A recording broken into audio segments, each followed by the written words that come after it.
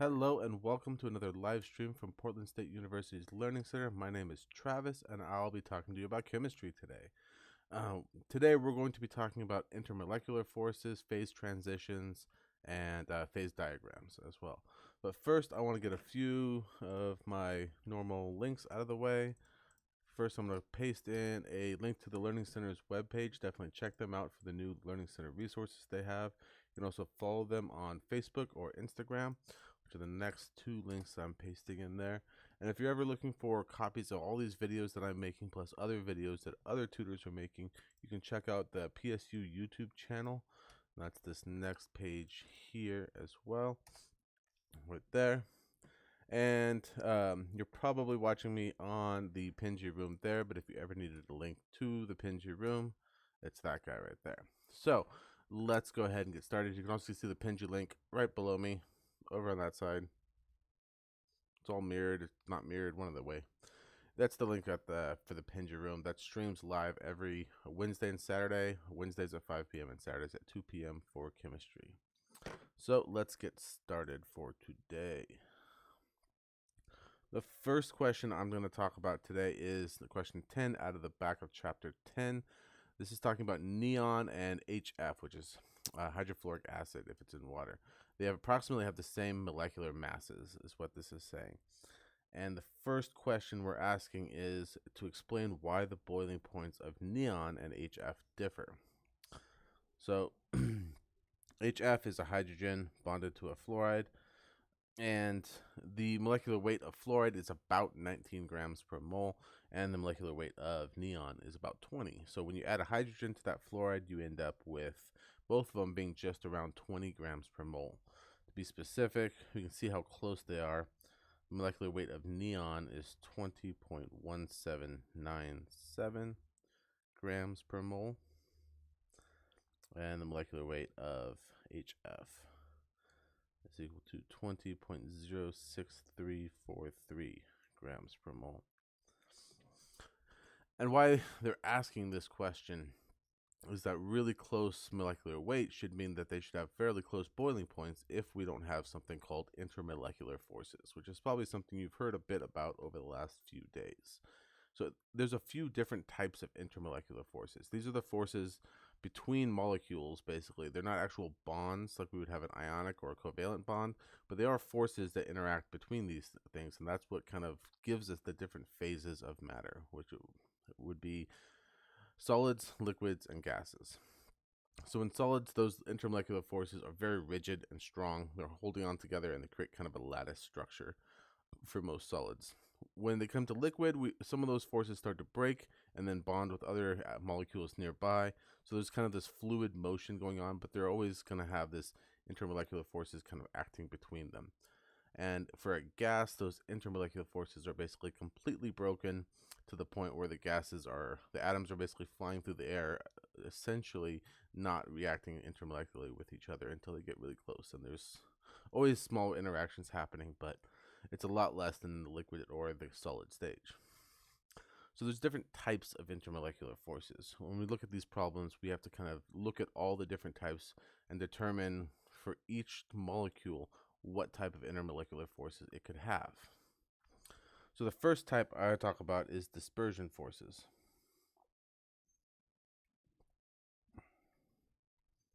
This can go as different types of names. I've heard it called induced dipole forces, which is much more descriptive over what it is, or London dispersion forces, which is just kind of a name that I've heard thrown around there a lot as well. What's essentially happening is we have, say, a molecule, and say even just on an atom, this is its general electron cloud called, one of the 1s, 2s clouds. And what happens is the electrons can all kind of group together on one part of it, leaving the other side to be kind of free of electrons. And what this results in is this kind of partial negative where the electrons group together and a partial positive on the other side. This doesn't happen to a really drastic degree, but you end up with this kind of dispersion of electrons where they're kind of more heavily favoring one side than the other. And when you have another molecular atom next to it, it can kind of group those electrons in a similar fashion. This gives you a partial negative on that side, partial positive on that side, and we get this attractive force between the positives and negatives. So it's an induced dipole. It's a dipole moment on what would normally be a polarized molecule, because those electrons are really moving freely around this electron cloud. And that's a relatively weak bond that's in there, a relatively weak force.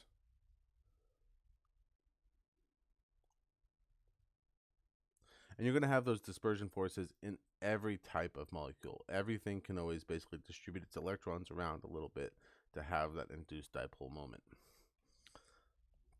And the next type is a dipole-dipole.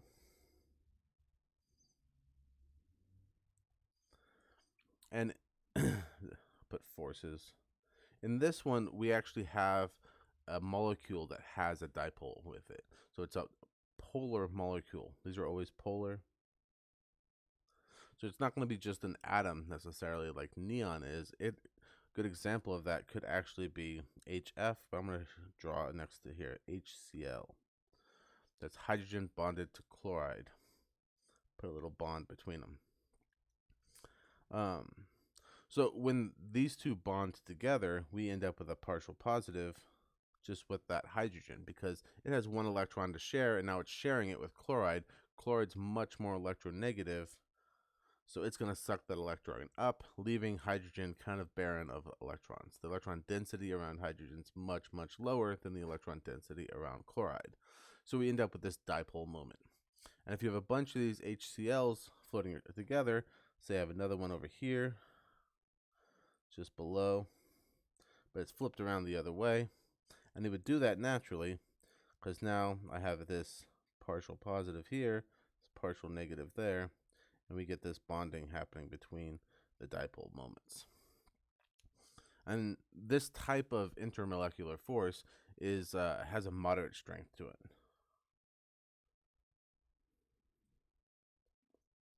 It's definitely stronger than the dispersion forces, but it's not the strongest intermolecular force that's out there. So we can actually draw in the dipole moments, which is the other thing I wanted to do. Always going that way and this way. So anytime you have a polarized molecule that has a dipole in it, you're going to get these dipole forces between those two molecules, or two molecules of that same type even. The third one, and this is the strongest of all of them, hydrogen bonding. And hydrogen bonding is the strongest intermolecular force. So it's not the intramolecular, where it's actually like an ionic bond or a covalent bond. But as far as the molecule-to-molecule bonds that can happen between things, this is going to be the strongest. So I can even say,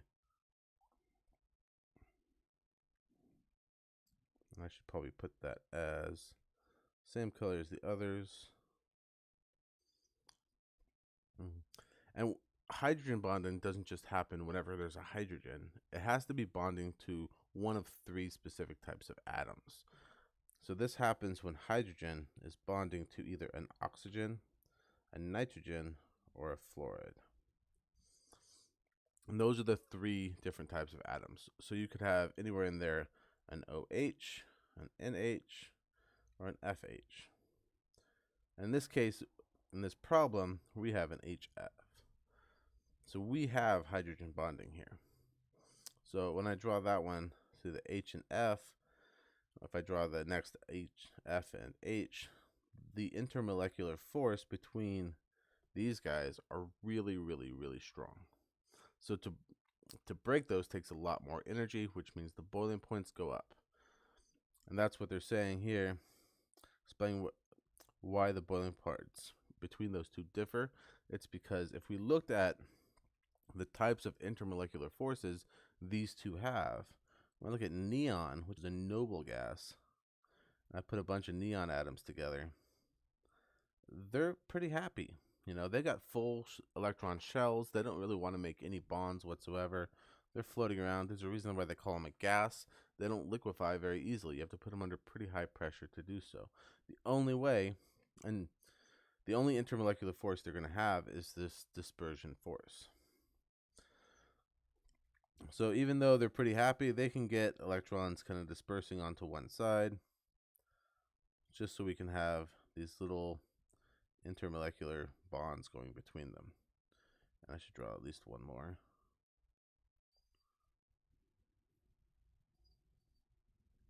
So these forces going from the partial positives to partial negatives. But remember, those are relatively weak. So they break really easily at fairly low temperatures. So the boiling point of neon is going to be pretty low. Now, when you look at HF, it has London dispersion forces. It has dipole forces. It has hydrogen bonding forces. This guy is really strong. Its boiling point should be much, much higher in that regard, because all of the intermolecular forces for that are accounted for. And in fact, this is probably one of the strongest hydrogen bondings there are, because part of the reason that hydrogen bonding is so close is because of the atom size. Hydrogen being one of the smallest atoms and fluoride also being one of the smallest atoms. When they bond together, that bond length is really short. I don't know how short, but it's short. And the closer that bond length, the stronger those forces are between those. And the harder it is to break, the more energy it takes to break that force. So looking at part B, we want to compare the change in boiling points between neon, argon, krypton, and xenon, as well as the change in boiling points between HF, HCl, HBr, and HI. So all the halogens bonded to a hydrogen and all the noble gases. We want to see what those boiling points are and kind of do a comparison. So I'm going to make a little chart here. And my chart's going to have just listed neon, argon, krypton, and xenon. And I looked up the boiling points ahead of time. Just did a quick Google search. What's the boiling point for neon? And this is what I got. Negative 246 degrees Celsius. Negative 186 degrees Celsius for argon. Krypton was 153 degrees Celsius. And xenon was 108.1 degrees Celsius. So let's talk about why that would be. Just looking at the different intermolecular forces they would have, they all have dispersion forces, because everything does. They all have this electron cloud, which can distribute the electrons around and cause forces to happen in between those. But none of them are going to have dipole-dipole moments, because they're all just a single atom. None of them are going to have hydrogen bonding. There's no hydrogens there, and they're not nitrogen, oxygen, or fluoride. The only difference between these is the atomic size. And we can see the trend in the periodic table. Jump over to my periodic table, which I found since last Saturday. When was it? You can see these are the ones we're talking about over here. The xenon, krypton, argon, and neon. And all of those, we can see that xenon is the biggest of those. Krypton gets a little bit smaller. Argon gets smaller than that, and neon's much smaller than that. You can see how small fluoride is there I was talking about. And hydrogen's about the same. And this is the basic trend of atomic radius in the periodic table. As you go up, higher up in the rows of the periodic table, we increase size. Or we decrease size. Whoa. So as we go up, I decrease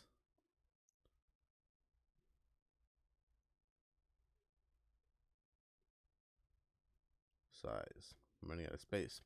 And as we go to the right, I decrease size. So if you're on the same row, you're going to decrease size as you move farther and farther to the right. And if you're on the same column, you're going to decrease size as you get farther and farther to the top. And the opposite's true, of course, meaning that cesium down here on the bottom left is going to be the biggest atom. It's on the bottom left of the periodic table. As you move up this way, we end up with those different shell orbitals. We have less and less shell orbitals, so the atom size gets less and less. As we move farther and farther to the right, there's more and more protons inside the nucleus, which is going to attract those electron cloud to be smaller and smaller and smaller. So even though the only difference between aluminum and silicon might be a couple neutrons and protons in the nucleus, which is the smallest, tiniest center of the atom, the electrons that cloud around there in a neutral atom, there's one more electron in there, but it's going to be sucked in a little bit tighter. And that little bit tighter creates a shorter bond length with anything that it bonds to. So based on that, we can see, just let me erase all that. Going back here, that shows in the difference in the boiling points.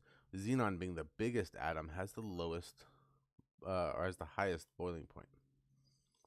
The bonds between those are going to be the biggest, and it's the heaviest at that point too. So it's going to take more and more energy to get up, and it's still pretty low. Negative 108 Celsius is pretty small. Neon, a really small atom which doesn't react with much of anything, that is almost always going to be a gas at that point. Negative 246 degrees Celsius is like 27 degrees Kelvin. So I mean, you're in the sub 100 Kelvin scale. So that's going to be really, really, really cold.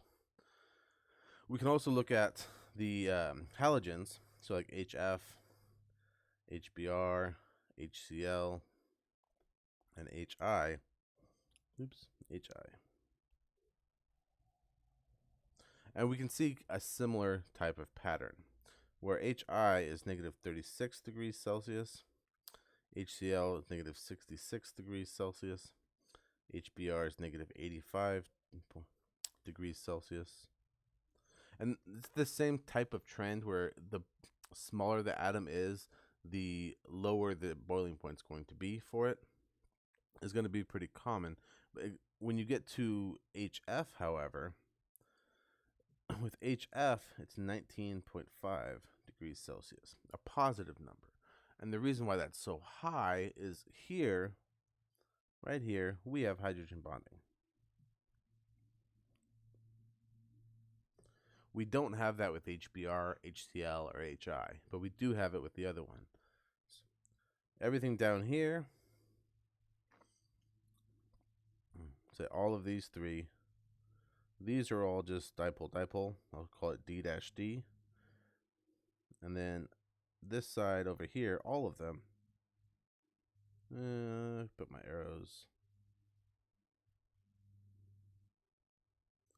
I can't draw an arrow right now. There it is. Those are all just basically dispersion. I can't. Didn't leave enough room for dispersion. Had to hyphenate. So they're all dispersion on the left because it's all just a single atom. But on the right, we have dipole-dipoles below, but this HF has hydrogen bonding, like we said, which makes its boiling point to be much, much higher. Let's go on to number 11. We want to arrange the following sets of compounds in order of increasing boiling point temperature. And we don't want to look these up. We want to just use what we've just talked about and what we've learned about these atoms to determine this characteristic. So for part A, I'm going to write out what those are, and we'll talk about which type of intermolecular forces they have. You have HCl, H2O, and silicon tetrahydrogen, SiH4. So all of them, like I've said, are going to have dispersion forces, or London dispersion. I'm going to put LD for London dispersion.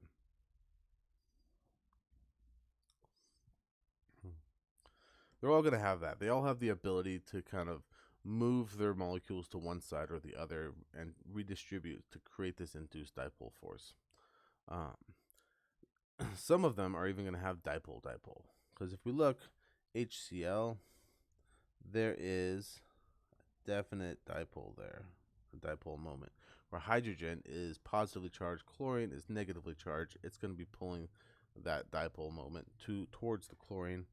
Oxygen, or say water, is really, draw it up on top here, a bent molecule, if we remember, with two sets of lone pairs up on top. So you can see the dipole moment for this it's going to be more like that. So it's pulling up towards that oxygen. So you end up with these clusters of partial positives up down here. And you end up with this kind of cluster of partial negative up top, creating that dipole moment. So this is definitely dipole-dipole. I'm going to put the D-D for dipole-dipole, D-D for dipole-dipole. When we look at silicon tetrahydrogen, I don't know if I'm saying that right. Basically has a silicon in the middle with hydrogens, with 4 hydrogens coming out in a tetrahedral shape. So since it's tetrahedral, the angles for all of those hydrogens around the silicon is 109 degrees, if we remember. 109 degree. And it's going to be even. So that hydrogen to silicon dipole is going to be dispersed in every different direction equally. So this is really going to be non-polar. So that one's not going to have that dipole-dipole bonding. And then we can talk about hydrogen bonding. HCl doesn't have hydrogen bonding because it doesn't have one of those 3 key elements, the nitrogen, oxygen, or fluoride. But water, H2O, does. So water has H bonding.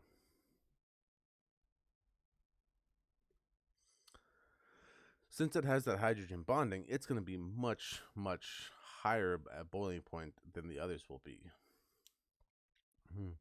And the SiH4 doesn't have hydrogen bonding either. Again, the silicon isn't one of those 3 key elements that it has to be. So if I were to figure this out based on the intermolecular forces, the lowest boiling point, so we want increasing boiling points, we're going to start with the lowest. Number 1 is going to be SiH4. Number 2 is going to be HCl. And number 3 would be H2O.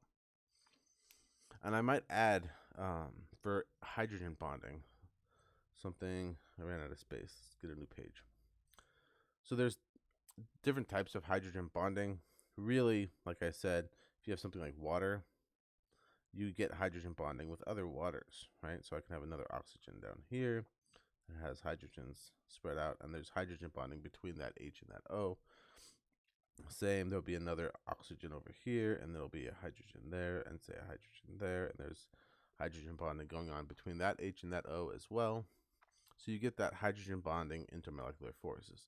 There's also atoms, like if I had an ether, so this is C, H, H, H, O, C, H, H. So just kind of drawing that out. And you have that lone pair out there. The ether has that oxygen, but there's no hydrogens bonded to that oxygen. But if you mixed ether with some other type of element that has hydrogen bonding, you could have, say, an O and HF kind of out here, and that's going to bond to there. Similar if I just put in ammonia, for example.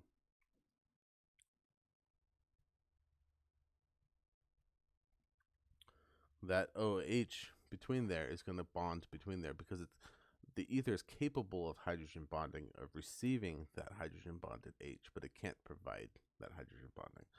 So this one, it's good in solutions where it can be more soluble with things because it can create these intermolecular forces and raise the boiling point of things, of solutions.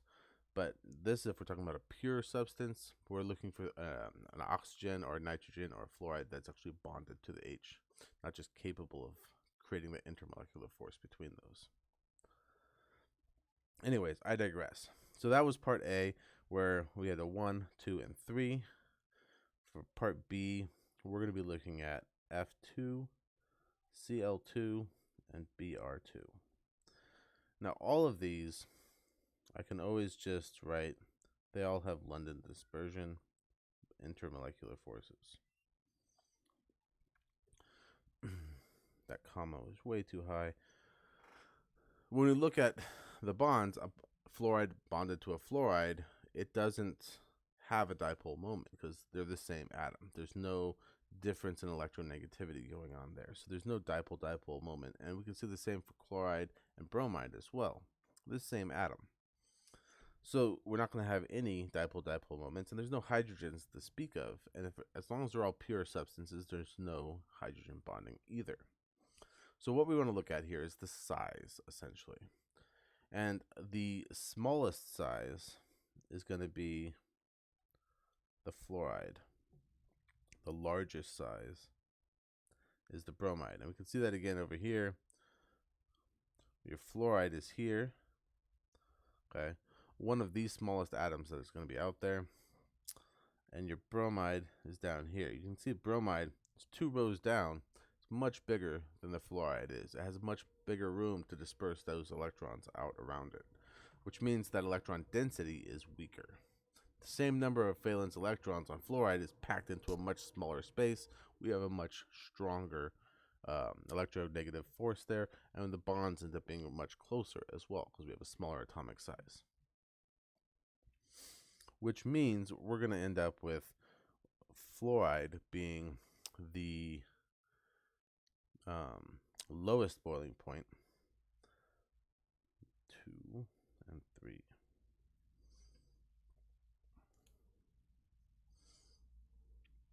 And I'm just going to work its way up because chloride's kind of in the middle. I kind of skipped over chloride, but chloride right there, right in between the two.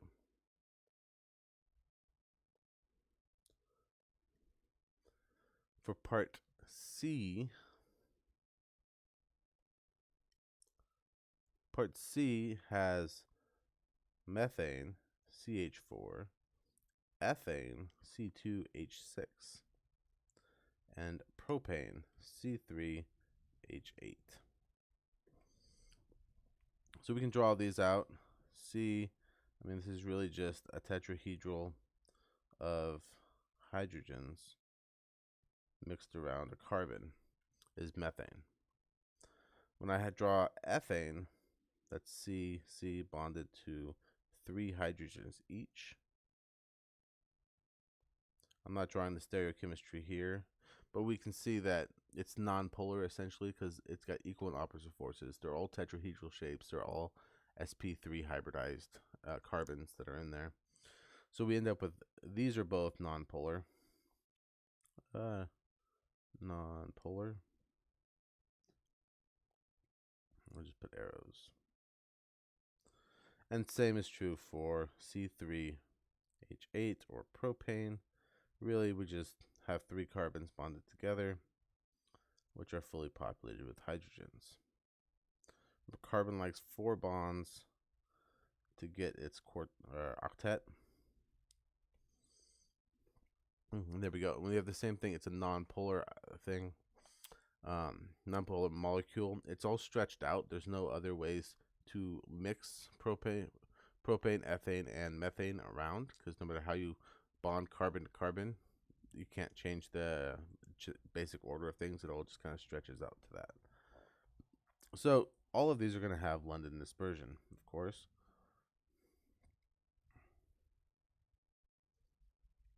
And none of them have dipole-dipole. None of them have hydrogen bondings because there's no oxygen, nitrogen, or fluoride. So how can we tell them different? It really comes down to surface area. Because as we get the London dispersion forces interacting between these, what we can do is, if you just have methane, you have 1 carbon here filled with hydrogens. There's only so much surface area to get that London dispersion. But if we had a string of propane with 3 lined out, we can have another one lying out next to it. It could even be staggered a little bit with even another third one over here. And we can create these layer structures, almost like sheets of propane going in there. Which means with that added surface area, there's more opportunity for that London dispersion forces to attract each other, which essentially raises the boiling point. So this means that the boiling point of the smallest, CH4, is going to be the lowest boiling point, methane, which is basically a gas at room temperature. Ethane and then propane, and all of them are really gases at room temperature. Propane, you might be familiar with, is in your barbecue. It has, it's usually pressurized, so it's a liquid inside. But once you release it out, it's gaseous. but they all have an increasing um, boiling point going up that way because of the surface area of the London dispersion. But smallest surface, largest surface. The last one we're going to look at is O2, NO, and N2. So part D. I'm going to slide my drawings up a little bit. Give me a bit more room. So I said O2, NO, and N2. So all of these, again, are London dispersion. Everything has that. Everything's able to move those molecules around. Looking at the dipole-dipole moments, O2 and N2, they can't be dipoles because they're the same molecule bonded to each other. But that nitrogen and oxygen, it's going to be a dipole-dipole because we end up with that nitrogen bonded to an oxygen, and it's got what, a triple bond there.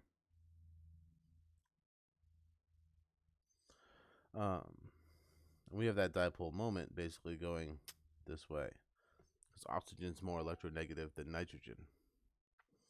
So it's a slight dipole moment. It's not a very big one because if we look at our periodic table, nitrogen and oxygen are right next to each other. You can see the electronegativity of nitrogen is 3.04. The electronegativity of oxygen is 3.44. So there's a slight difference there. It's about 0.4 in the electronegativity scale. It's not a lot, but it's enough to make it so it's got a slightly higher boiling point than the others. Oh, I'm going to go here because there's another type of intermolecular force at play. And then none of them have any hydrogens in them, so there's no hydrogen bonding. So definitely this is the highest boiling point on there. We need to determine between oxygen and nitrogen now which one is going to have a lower or higher boiling point. And for this, I look at the size of the bonds and the size of the atoms in general, the mass of them as well, and try to determine what it would be. And I think the mass is probably the most important in this scale. The mass of oxygen is just slightly more than the mass of nitrogen. So mass larger, mass smaller. And I would say the smaller mass is going to have a lower boiling point. It takes less energy to break those bonds, to energize it enough where it's moving around and it disappears. So I'm going to put a 1 and a 2 there. And that's all of those. Move on to number 12. Number 12, the molecular mass of butanol. Butanol is butane, which has 4 carbons and an OH bonded to it. Just throwing in all my hydrogens.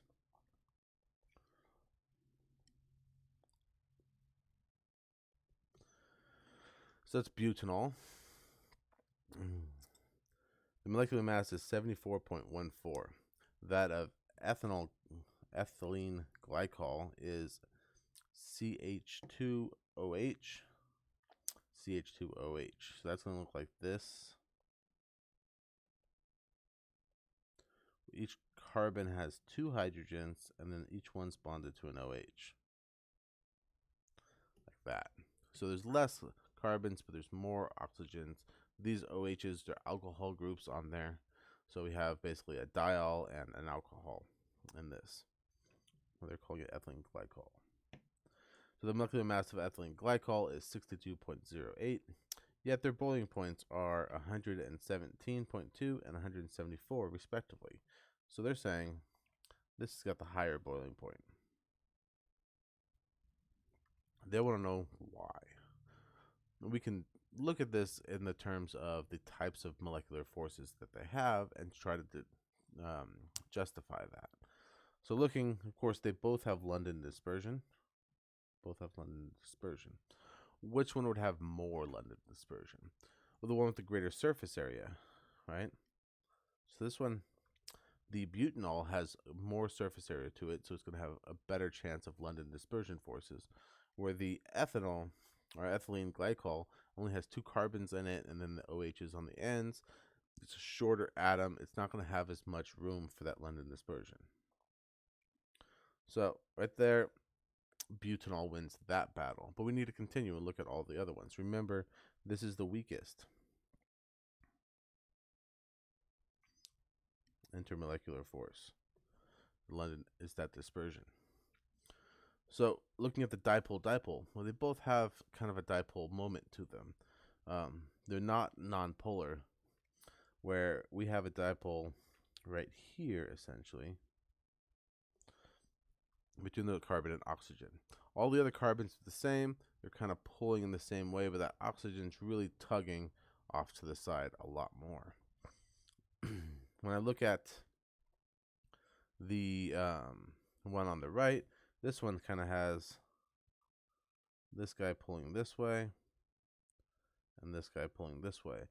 We've got to remember this is kind of a 3-dimensional shape. It's rotating around, so they're not always pulling right against each other. They're pulling in kind of a swirling mix of things. So I would even say this could be a toss-up between the two. I would say this one has less of a dipole, and this one has more of a dipole. So that one's going to win yet again. So right now it's looking like butanol should have the higher boiling point. It has more intermolecular forces for the London dispersion and the dipole. But when we look at hydrogen bonding, between this OH here, we have H bonding. Bonding. And that is the strongest of the intermolecular forces. When we look at ethylene glycol, this has hydrogen bonding twice on both sides of it. So this has more H bonding. And because of that, the ethylene glycol wins that battle of H bonding. And since that one's greater, this is going to contribute to that lower boiling point. Yeah, higher boiling point, because the bonding is going to hold it together. It takes more energy to release it, which is why that's 174 over the 117 of butanol. So even though it lost 2 out of the 3 battles, the one that it won was really the important one. Let's go on to number 19. This one is pretty straightforward, but really interesting, especially if you're going into biochemistry. The proteins are chains of amino acids that can form a variety of arrangements, one of which is a helix. So the proteins can actually form in this helical shape. And they do that because of the intermolecular forces between them. So they want to know what intermolecular force is responsible for holding this particular protein strand in its shape. On the protein image, they want you to show the locations of the intermolecular forces that hold that protein together. So just to give you kind of an idea of what's going on with these proteins, this is a picture out of the book. This is actually adenine, and thiamine, which are bonding together. Each of them kind of have this kind of sugar glucose backbone with connected together with phosphate groups. We have this other sugar here as well. And then they have these nitrogen clusters, basically, I would call them amino acid type of things. And what is on the ends of these are this carbonyl group, that C-double-O bond here. And we have an NH and then an NH2. So this is a primary amine, a secondary amine, And, or I'm sorry, had that backwards. This is a secondary amine. That's a primary amine. And because of these having these types of intermolecular bonds with each other, they create this kind of bond between them, and they're calling them hydrogen bonds. That bond between the NH groups and the oxygens, or the carbonyl groups on the other molecules, are bonding together into that intermolecular force. So that same thing happens in this helical pattern, where they end up with these long strings and they kind of fold onto themselves, where the carbonyl groups bond on to the amine groups, the NH groups. You get that hydrogen bonding going on between them. And since they're happening kind of on this backbone, they kind of point in opposite directions of each other. Therefore, when this is pointing this way, this guy's going to point this guy, forcing this guy to point out this way. And it creates this little helix structure onto each other. So the type of IMF is H bonding. And it happens between the carbonyl and the amine group.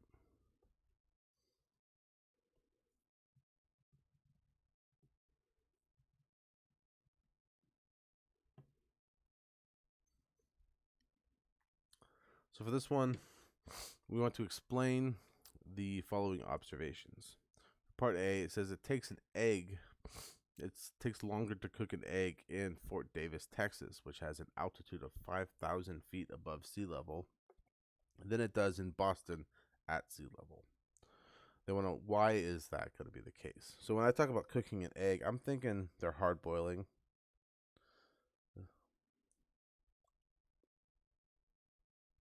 That egg. So if you're hard boiling an egg at 5,000 feet above sea level, the boiling point, so I'll say at high altitudes.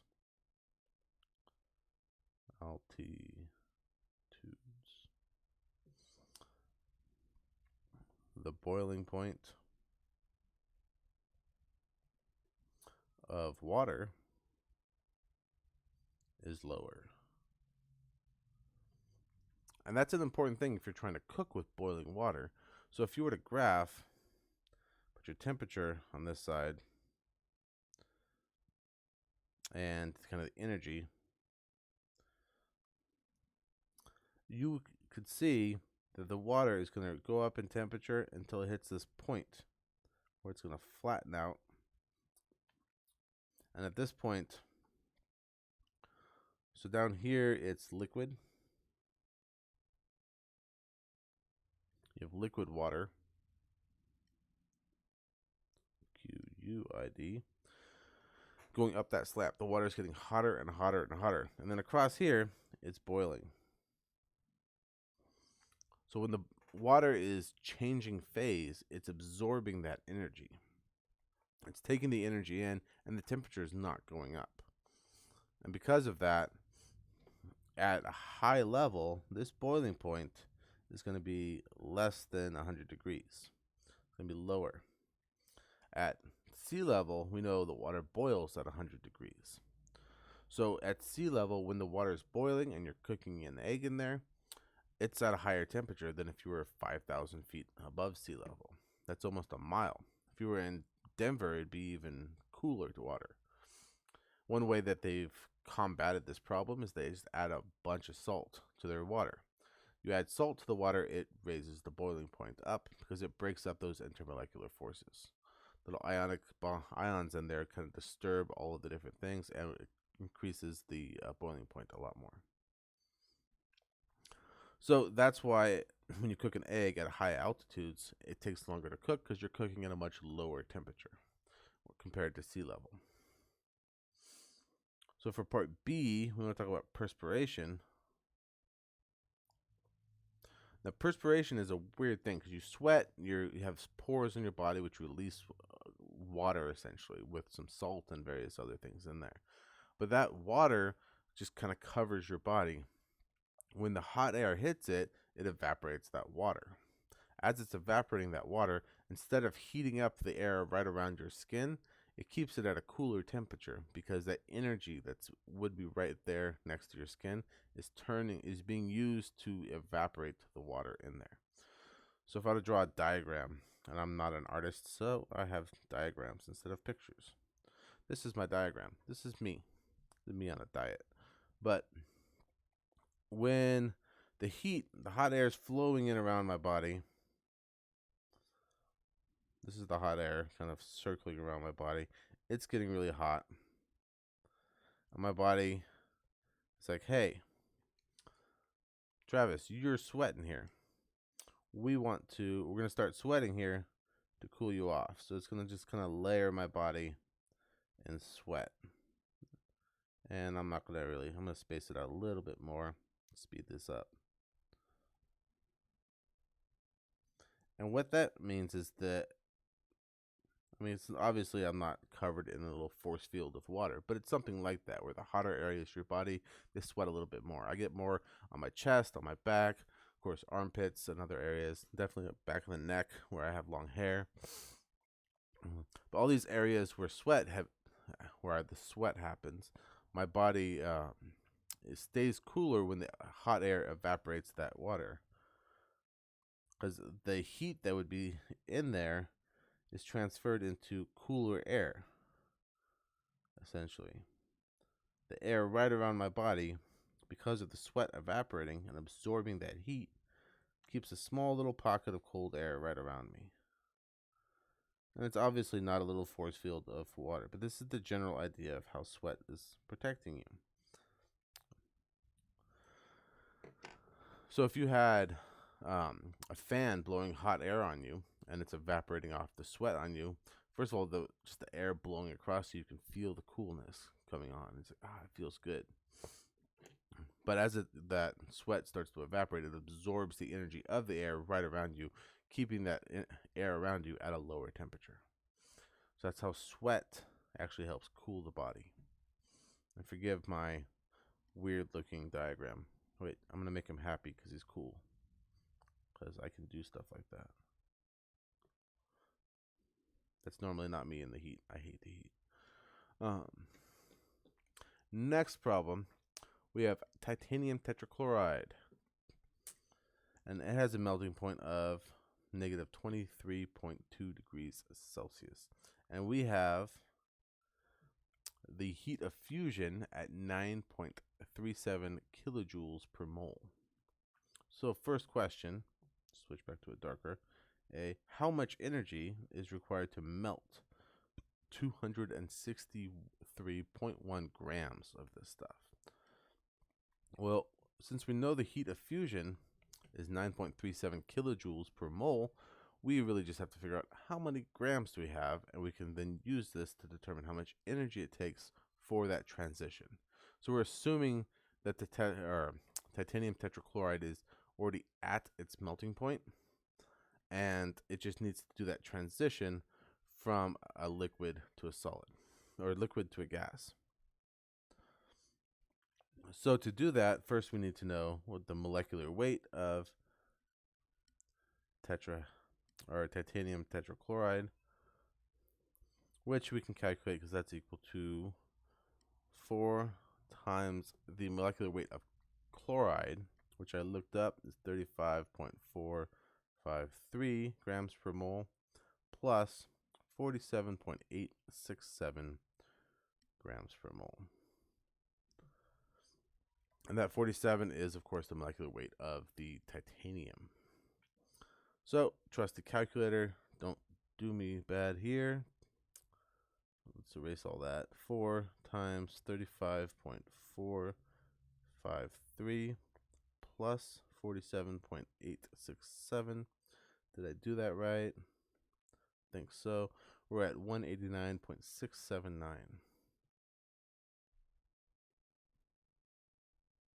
grams per mole. So now that we know how many grams per mole we have to determine how many moles we have based on the mass that we have here. So if you have 263.1 grams, we can divide that by the 189.679 grams per mole. Dimensional analysis tells us we get moles out of that. That's 263.1 divided by this value we got up here. And that's 1.387 mole. That tells us how many moles we have, and then we can use that delta H, the enthalpy of fusion, to determine the energy it takes. So that's 9.37 kilojoules per mole times 1.387 moles. 9.37 times this last number in my calculator gives me 12.9996. Looking at my sig figs, I'm sitting on 3 sig figs. So I think I said 12.996. That's 13.0 kilojoules is the unit we got. So that's thousands of joules. That's how much energy it takes to melt titanium tetrachloride. For part B, for that same titanium tetrachloride, which will likely have a larger magnitude? The enthalpy of fusion or the enthalpy of vaporization? And I want us to explain a little bit. So the enthalpy of fusion is the energy that it takes to go from a solid to a gas, or sorry, the solid to a liquid. The enthalpy of vaporization is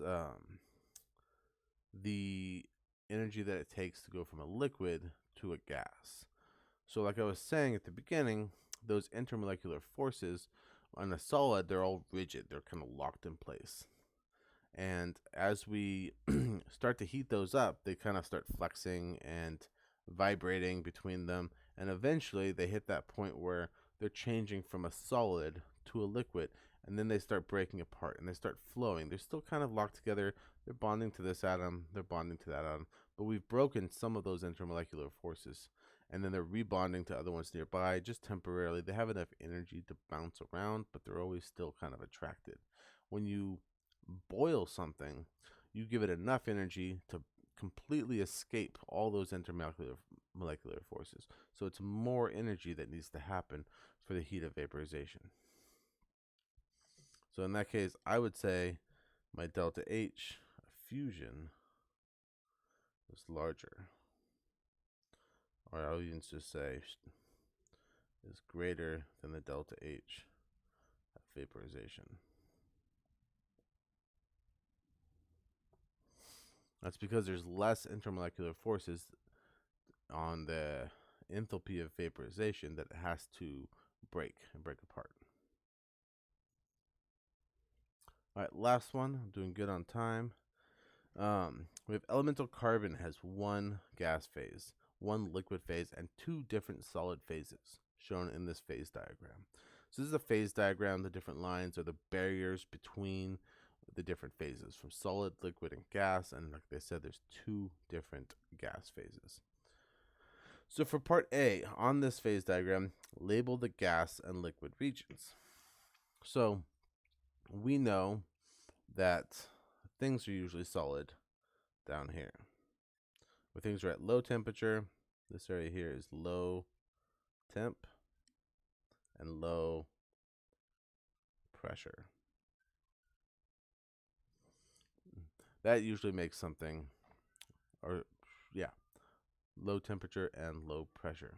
It's going to make something a solid usually. And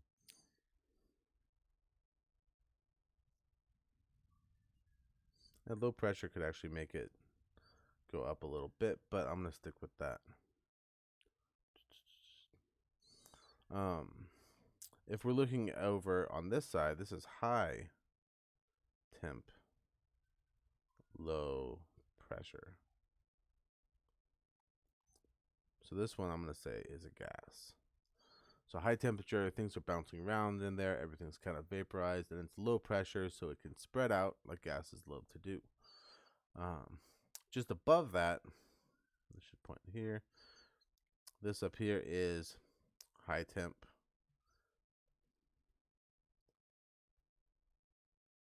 high pressure. So that high temperature, high pressure, that's going to be a liquid. So it's high enough pressure where everything's kind of joined together. It can't freely disperse between everything, but it's also high pressure, so it's kind of or high enough pressure so it can't disperse, but it's high enough temperature where it's not a solid. And then we go back to the top here, and this here is high pressure.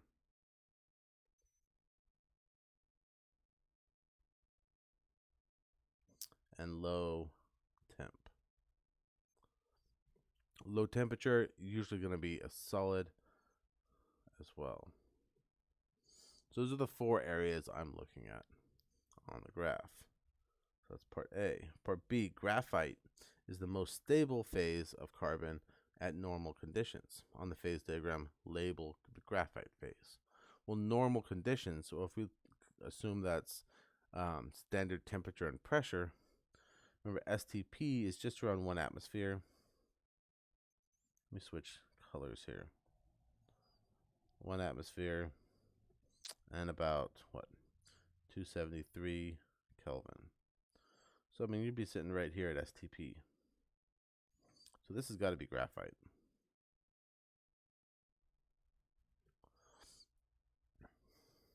Part C, if graphite at normal conditions is heated to 2,500 degrees Kelvin while the pressure is increased to 10 to the 10 pascals, it is converted into diamond. Label the diamond phase. So what we can do here is we know 2,500 Kelvin's about there. So I'm going to draw a line straight up from that, because we know, of course, my line didn't go straight, but we can move it. There it is. So we're going to go straight up to that until we hit 10 to the 10 pascals. So 10 to the 10 pascals is about in this region.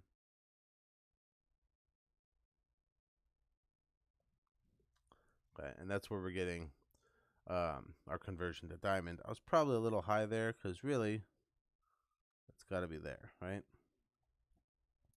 Because that line, when you cross that line, is that transition from graphite into what we now know as diamond. Really the only phase that it transfers as it goes up in pressure but stays that temperature is going to be from graphite to diamond there. So part D, we've done B and we've done C. Part D, circle each triple point on the phase diagram. The triple point is where these lines basically intersect. See, there's one here. I'm not circling. I'm putting a big dot. The one there, again, a big dot. I will make them orange because I'm trying to do every color and every one in a different color. But those are the triple points. At that point, so looking at this one here, things are at a gas, liquid, and solid state. All 3 at the same time. You can look up some great videos of triple points on YouTube and see what they look like. It's basically, some of it's solid, some of it's liquid, some of it's gas, and it's constantly changing between the 3 different states all at the same time because it's all at that same temperature and pressure. Same is going on here. It's all gas, liquid, and solid state interchanging between them all because it's at that threshold of all 3 of those. Call that the triple point.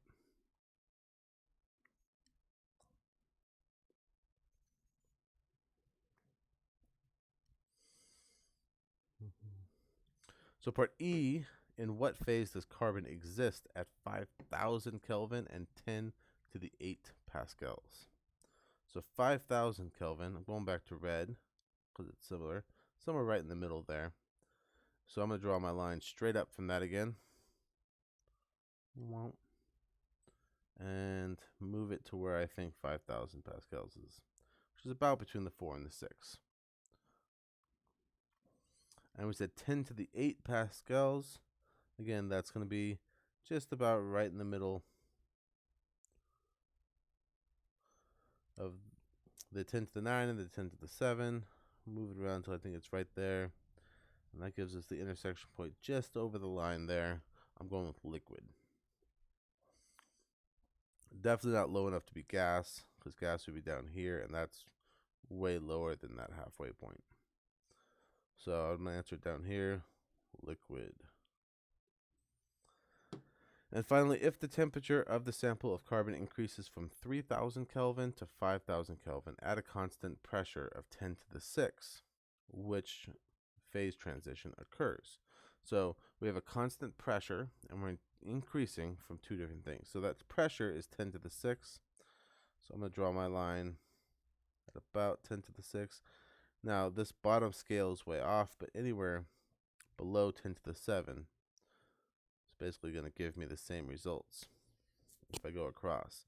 And I'm going from about 3,000 to about 5,000. So then I want to know what transition happens going between here. So this transition, because every time you cross that line, you're going from a solid graphite to a gas. So solid to gas transmission or transitions called sublimation. And one familiar form of sublimation you probably know about is dry ice, which is really solid CO2. If you look at the phase diagram of CO2, you'll see that at normal, like room temperature, CO2 goes from solid to a gaseous stage. It doesn't bother going through the liquid stage at normal pressures. So as you take that CO2, always wear gloves when you handle CO2. It could give you really bad frostbite.